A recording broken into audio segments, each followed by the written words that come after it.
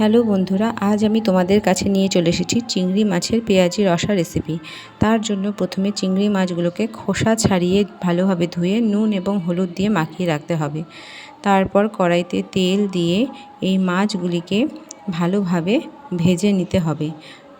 চিংড়ি মাছ কিন্তু খুব তাড়াতাড়ি সেদ্ধ হয়ে যায়। সেই জন্যই আমি চিংড়ি মাছগুলোকে বেশ ভালোভাবে এপিট ওপিট করে ভালোভাবে ভেজে উঠিয়ে নিয়েছি। এই চিংড়ি মাছগুলো যখন উঠিয়ে নিলাম, তারপর সেই চিংড়ি মাছ ভাজার তেলের মধ্যেই কিন্তু আমি তেজপাতা, শুকনো লঙ্কা এবং জিরে ফোড়ন দিয়েছি এবং তারপর এখানে আমি অ্যাড করে দিলাম পেঁয়াজ বাটা।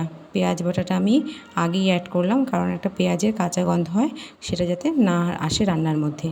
তারপর পেঁয়াজ দেওয়ার পরে আমি আগে থেকে কেটে রাখা আলুর টুকরোগুলি এবং সামান্য লবণ যোগ করে ভালোভাবে সেই পেঁয়াজ এবং আলুটাকে ভালোভাবে ভেজে নিলাম।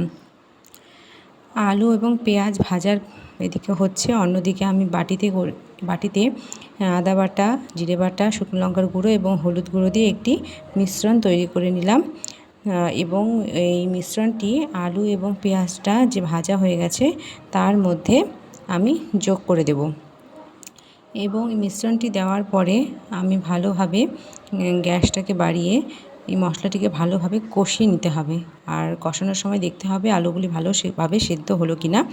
কিন্তু এখানে দেখো আমার বেশ রান্নাটি বেশ কষে এসছে, চারিদিক দিয়ে বেশ সুন্দর একটা কালার দেখা দিচ্ছে এবং হালকা তেলও একটা ভাব দেখা দিচ্ছে। এখন আমি এই মিশ্রণটির মধ্যে আমার আগে থেকে ভেজে রাখা চিংড়ি মাছগুলো দিয়ে দেব এবং ভালোভাবে মশলাটির সাথে চিংড়ি মাছগুলোকে নাড়াচাড়া করে নেব। তারপর পরিমাণ মতো জল দিতে হবে এবং জল দিয়ে ভালোভাবে ফুটিয়ে নিতে হবে। যখন রান্নাটি বেশ ভালোভাবে টকবক করে ফুটবে, তখন আমি এর মধ্যে সামান্য পরিমাণে গরম মশলা অ্যাড করে দিব। এখানে আমি সানরাইজের গরম মশলাই ব্যবহার করেছি। আমি সানরাইজের গরম মশলাই সাধারণত সব রান্নাতেই ব্যবহার করে থাকি।